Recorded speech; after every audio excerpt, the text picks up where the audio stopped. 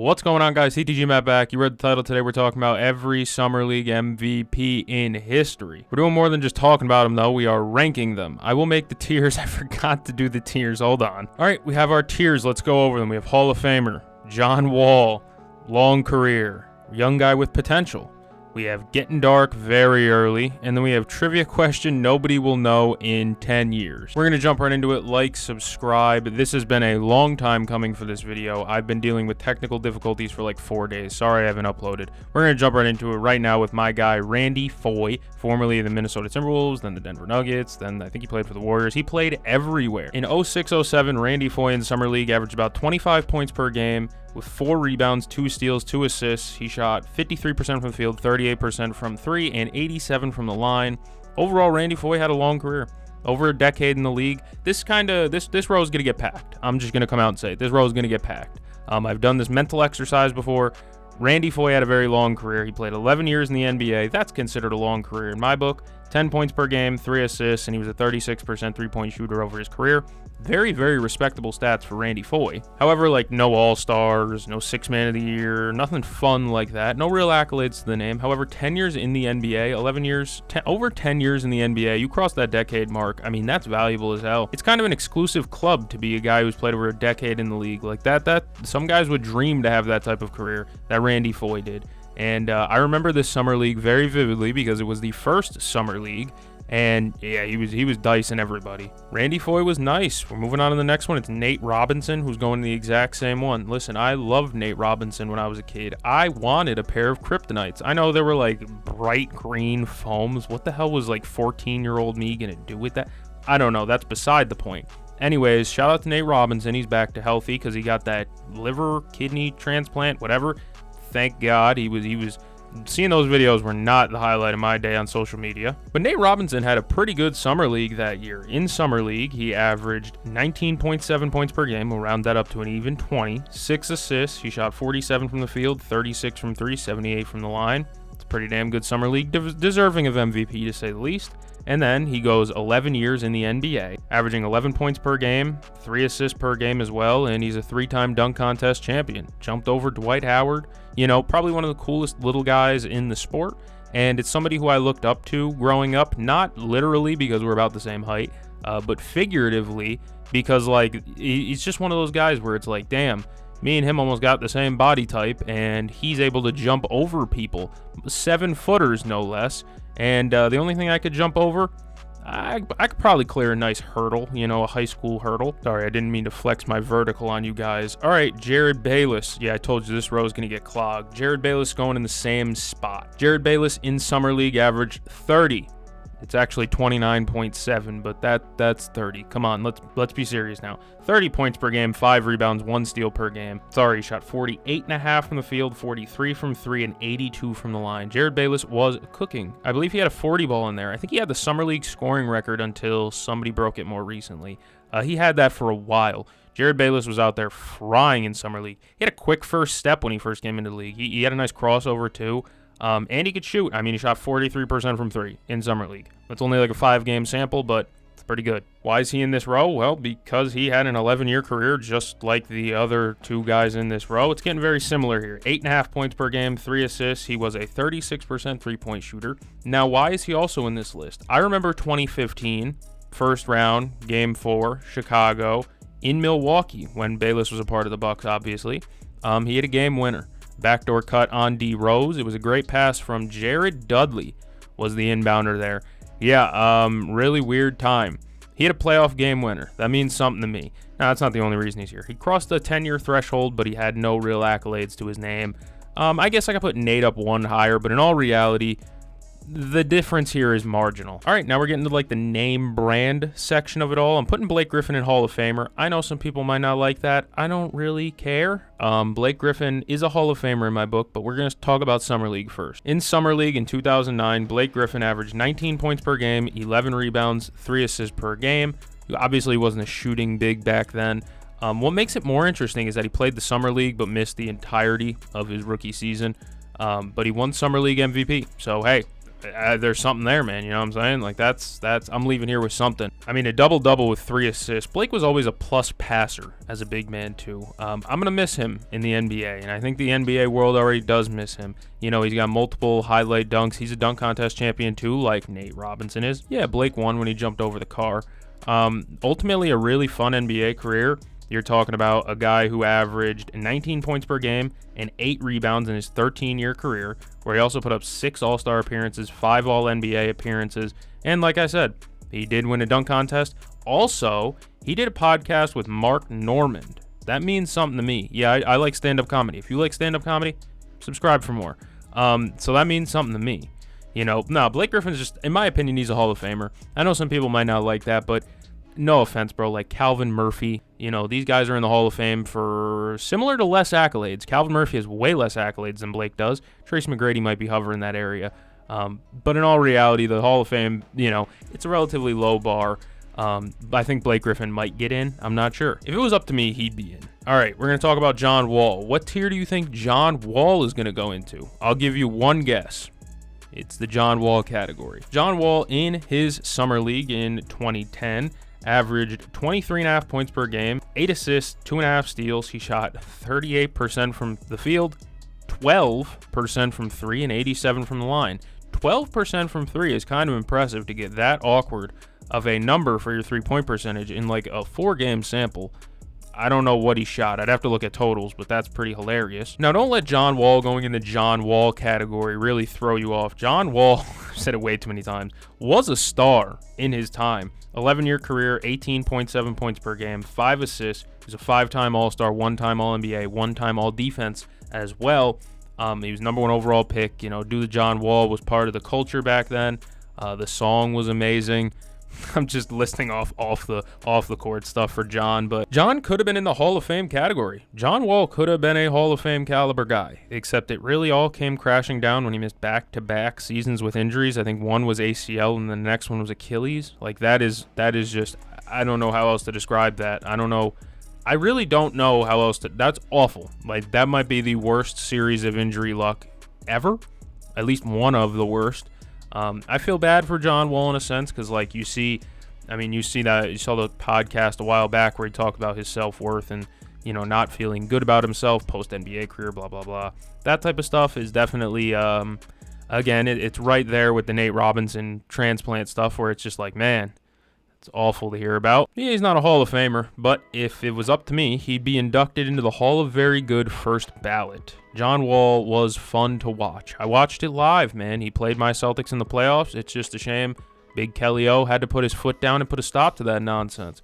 He said, yeah, John, you can run and dunk and, you know, hit all these mid-range shots and, you know, throw dimes to Marcin Gortat, but I'm Kelly Olynyk. I'm going to hit 7 threes and there's nothing you can do about it. Next up, we got Josh Selby. Kansas stand-up. Was Bill Self coaching at that time? Probably. Yeah, Bill Self's about 100 years old. There's no way he wasn't. Josh Selby. By the way, I don't know if you'll notice this. I don't know if you'll pick this up. John Wall, 2010 Summer League. Josh Selby / Dame. 2012 Summer League, of course. That middle one was the, the lockout season. That's one of Jordan fans' prime defenses for why one of LeBron's MVPs or whatever doesn't count, blah, blah, blah. I don't give a shit about that. But it was the lockout season, so there was no Summer League ball that year. So we're jumping right to 2012. This is Josh Selby. He'll be a trivia question nobody will know in about 10 years. I don't think anyone knows it now, so you push that back another 10 years. We're talking 2035 here. I don't think anyone will remember the name Josh Selby at all. I'm trying to pronounce Selby, Josh Selby. It's drawing me closer to Josh Shelby than I want to be. Don't want to be there. I don't know why the tier list is glitching like that. Bro's head just doesn't fit the category. It's just too big.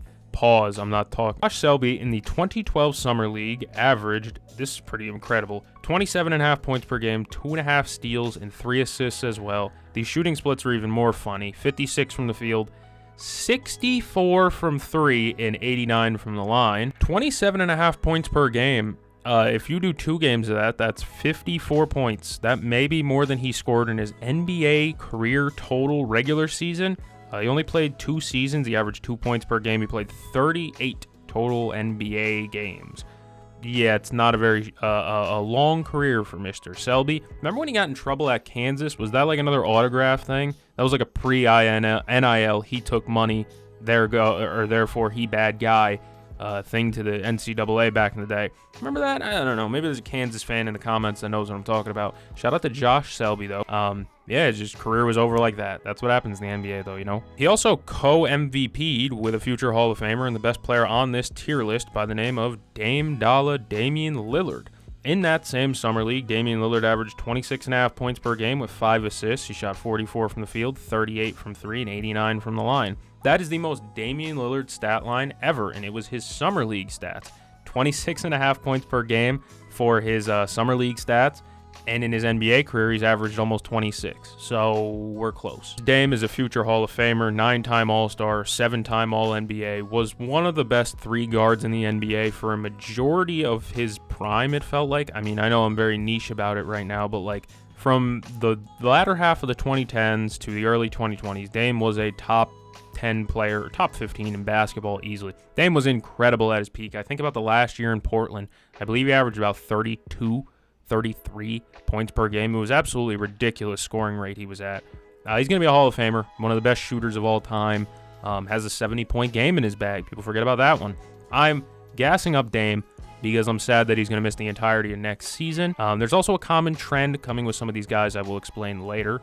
But Dame, Josh Selby, co-MVPs. How about that, right? Next up, we got Big Val, who's going in that spot, but I feel like he was better than these guys, but also I don't feel like making another tier for Jonas Valanciunas. Valanciunas may be going to Greece soon, but let's talk about his time playing Summer League here. In Summer League, he averaged 19 points per game, 10 rebounds, and 1 block per game. Pretty respectable stuff from Val. He wasn't shooting threes back then. I remember a majority of these guys in Summer League. Like, I remember Randy Foye. I remember Jared Bayless. I do remember John Wall, just because the John Wall hype was unreal that season. But I don't remember Jonas Valanciunas in Summer League. I don't. There's a space in my mind, and I just didn't even remember he played.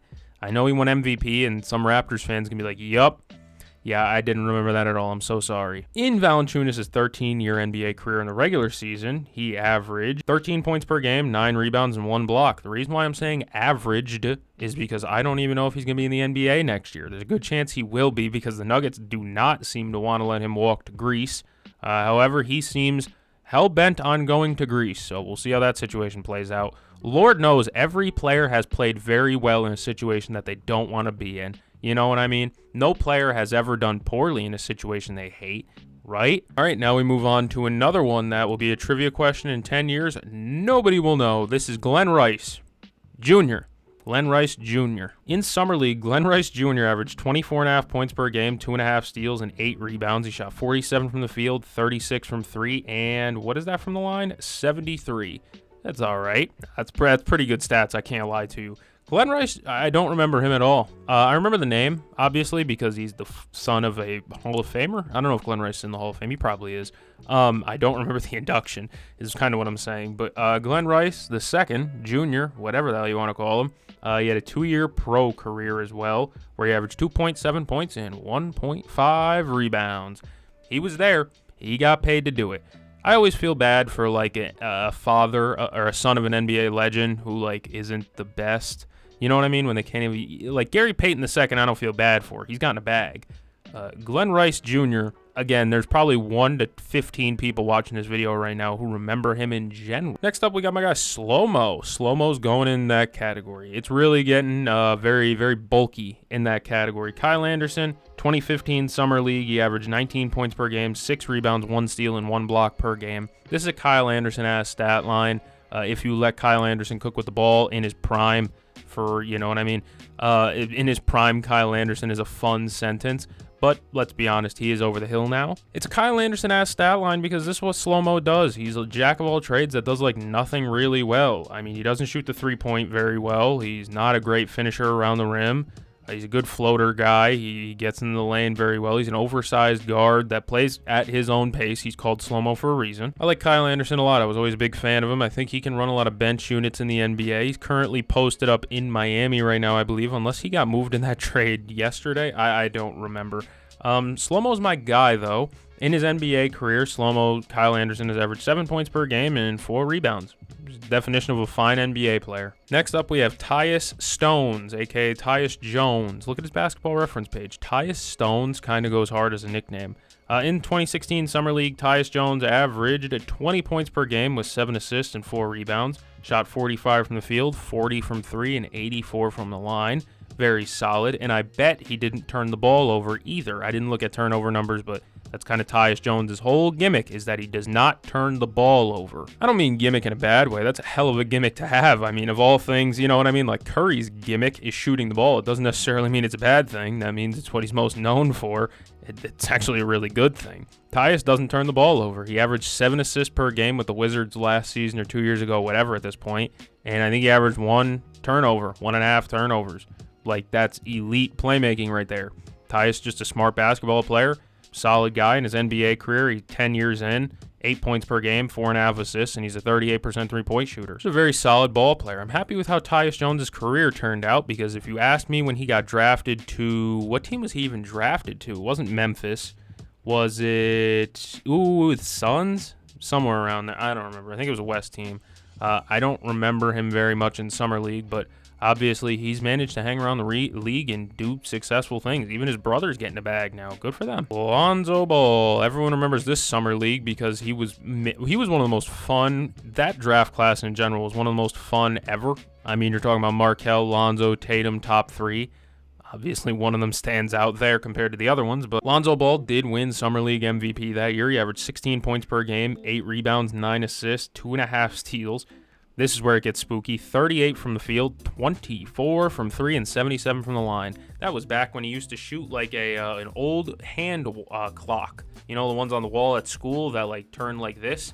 Yeah. Same thing. I miss Lonzo on an NBA court, though. He played a little bit last season with the Bulls, but just not enough. I don't know if he'll ever be fully, quote-unquote, healthy, but he is a unique archetype in the NBA that we just don't see very often. He's a 3-and-D point guard. He's like 6'6". He's got really good size. He doesn't finish around the rim. He just doesn't take layups, but he can knock down his threes. He will pass the ball at a very good rate. He's a good passer, and he defends very well. It's very rare you see a player archetype like Lonzo Ball. He can defend really well, he passes really well, and he shoots really well. He is a 3-and-D point guard. Very rare you see that. Just need him to get healthy. I'm a big fan of Lonzo Ball. I think now's the time where I'm going to bring up, though, look how many of the current players that are on this list have moved this offseason.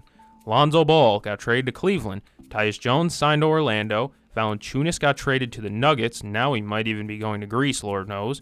And then also on this list, Davion Mitchell got moved last season. Cam Thomas is still a free agent. Cam Whitmore just got traded. And Keegan Murray's been on the hot seat for like 2 years now with the Kings. I don't know if he's going to get traded or not. To talk about Lonzo Ball's NBA stats, we could do that really quick. 6 years in, 11.5 points per game, 6 assists, 5.5 rebounds, and 1.5 steals. Yeah, that's Lonzo Ball, man. He does everything pretty well. Nothing really elite. But 3-and-D point guard's a very rare archetype, a very fun point guard, to say the least. Josh Hart, guess where he's going? Bam, right in the same row as everybody else. I know I could probably make separate tiers and kind of isolate these guys a little bit more, but I don't know, man. Josh Hart's not a star, you know what I mean? Josh Hart in Summer League looked like a damn star, though. He averaged 20 points per game with 4 rebounds, 2 assists, and 1 steal, which doesn't sound like a Josh Hart stat line.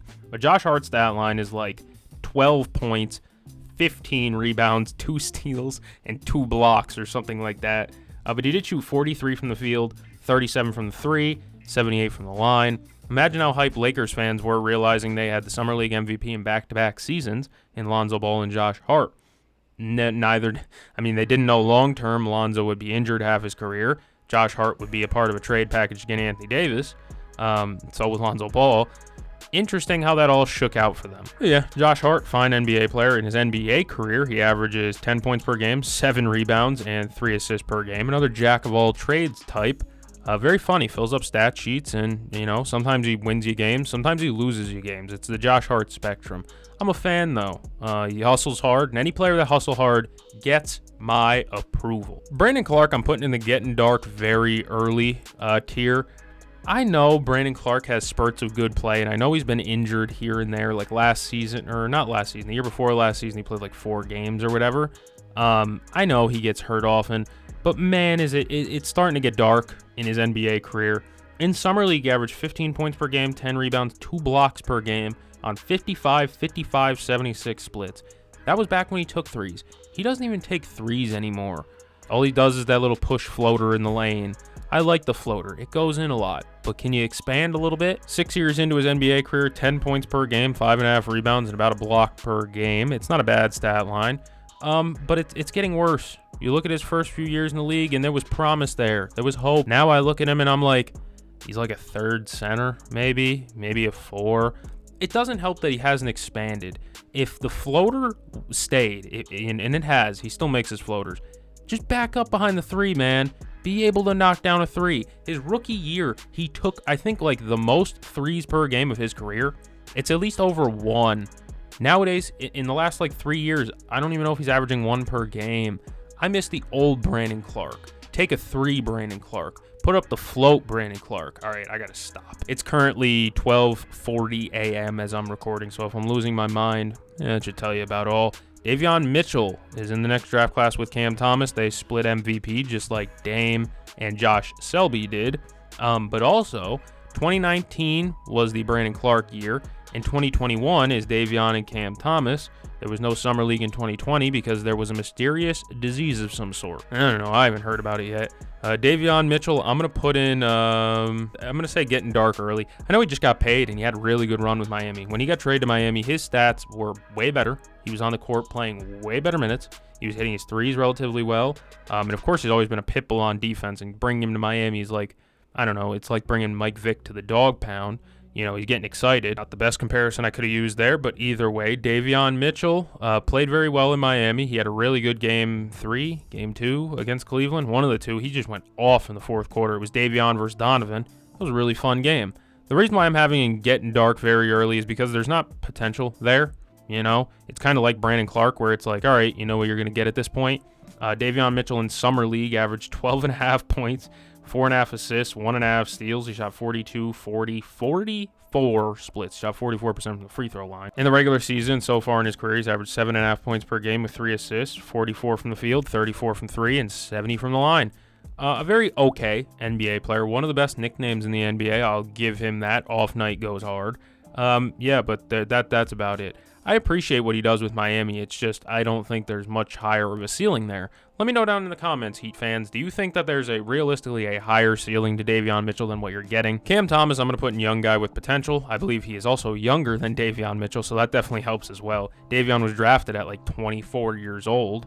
I don't know why the Kings took him that high. Weird team. But Cam Thomas, back to him. In Summer League, Cam Thomas averaged 27 points per game with 2 assists and a steal. Shot 42 from the field, 36 from the line, or from 3, 85 from the line. I don't know how the hell they split MVP when, I don't know, man. He averaged 15 more points per game. That feels like a pretty easy thing to differentiate, but I don't know. Maybe I'm using hindsight. So far in his NBA career, Cam Thomas, 15 points per game, 44 from the field, 35 from 3, 86 from the line. Not a bad player at all, over two assists per game.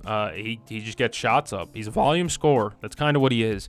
And I know that some people may make the arguments that like Davion's better than Cam Thomas. I don't know, man. If I'm leveling a team and starting at 0, would I rather have Cam Thomas or Davion Mitchell? I'm probably taking Cam Thomas. I don't feel like I have to clarify that, but to some people I may. Either way, I'm taking Cam Thomas over Davion Mitchell. I will stand on that. Have a good one. Keegan Murray. What happened? What happened to my young king? This was my favorite player on the Kings playoff roster a few years ago, and now I don't even notice him playing. It feels like I see Chris more than I see Keegan nowadays. I know his stats aren't bad. We'll go over his Summer League. Summer League stats, 22 points per game, 8 rebounds, 1 steal, 50, 40, 84 splits. That's great. NBA stats, 13.5 points per game, 5.5 rebounds, 45, 37, 81 splits. Again, still not bad, but again, it feels like it's getting worse every year. I don't know what's going on with him anymore. I know he doesn't have an elite playmaker like a De'Aaron Fox anymore. Sabonis was hurt a little bit last year. That might hurt. But it feels like every year has been a minor step back. I'm not happy about it. I like the guy. Like I said, when they made the playoffs a few years ago, they were moving, grooving, and lighting the beam every other night. Keegan was my favorite player on the damn roster. He had great size. He could shoot at an elite level back then. Now he's like 36% from 3, playing all right defense at best. I don't know. I don't like what the Kings have done with him. My young king was, he was hooping. I like Keegan Murray. I don't know what's going on, but I'm rooting for something to change over there. Lord knows that things are changing over there. They signed Dennis Schroeder to a deal that nobody else would have signed him to. Different conversation. We're moving on to Cam Whitmore, who I think is a young guy with potential. Only reason I'm saying that is because he's finally able to get burn. The guy hasn't gotten much PT in his NBA career. In 2023 Summer League, Cam Whitmore averaged 19.5 points, 5 rebounds, 2.5 steals as well. Shot 45 from the field, 28 from 3, 62 from the free throw line. Not great in terms of shooting splits, but a bucket is a bucket, honestly. And Cam Whitmore is one of those guys. He is like a Cam Thomas. I mean, they're in the same ilk of player, where it's just buckets and nothing else. In his NBA career, he's averaged 11 points per game, 3.5 rebounds, 45, 36, 71 splits. Not bad, not really great. Like I said, he doesn't really get much burn. He had to complain and cry to Ime last year just so that way he could get 5 games played on the box score. I love Cam Whitmore. I think that there's something there. I don't know what it is. It could literally just be bigger Jalen Green. That's still something, I don't know. He got traded the other day for 2 seconds or whatever the hell to not Phoenix, like the Hornets, or it was some other team that I just don't remember right now. Again, it's almost 1 a.m. I really like Cam Whitmore a lot. I think that there's something there. I just do. Lastly, we got Jalen Wilson, who's going in the getting dark very early thing, and the only reason he's not in trivia question nobody will remember in 10 years is because I guess there's still time. However, this is a guy who is currently 25 or 26 years of age. He's currently 24 years old. He will be turning 25 in November, the start of the NBA season, basically. 25 years old. He just got his first NBA run last season, and he averaged 9.5 points per game, shot sub 40% from the field, 33% from 3. 9.5 points per game, 2 fouls per game. I don't know. He's averaging more fouls than assists. That's something. I do remember his summer league, though, because I was really excited. I thought older rookie, floor of like kind of like a Chris Duarte type, where he comes in and he's immediately productive. Even if it doesn't last for a while, he'll be productive to start. Because in summer league, he averaged 22 points per game with 5 rebounds on 47 from the field, 55 from 3, and 90 from the line splits. That's really good production in that 4 or 5 game sample. But again, overall, in his 2 years in the NBA, 8 points per game, 3.5 rebounds. That's it. Not much else to say for young Jalen Wilson. Not really that young either. He's 25. He's older than me, so I don't consider myself young, so I probably wouldn't really consider him young. All right, well, that does it for the video. What's the overlapping point I'd like to make here, guys? Just remember, Summer League is Summer League. It's fun to watch, but don't draw too many conclusions from it. I'm seeing a lot of people hyping up like VJ, Nikola Jovic, who's too old to be playing in Summer League. Get his ass out of there. Just remember, look it out. There's 19 people here, and there's 8 of them in this row alone in the long career one. It just means they played a decade. You know what I mean? Or they're just solid NBA players.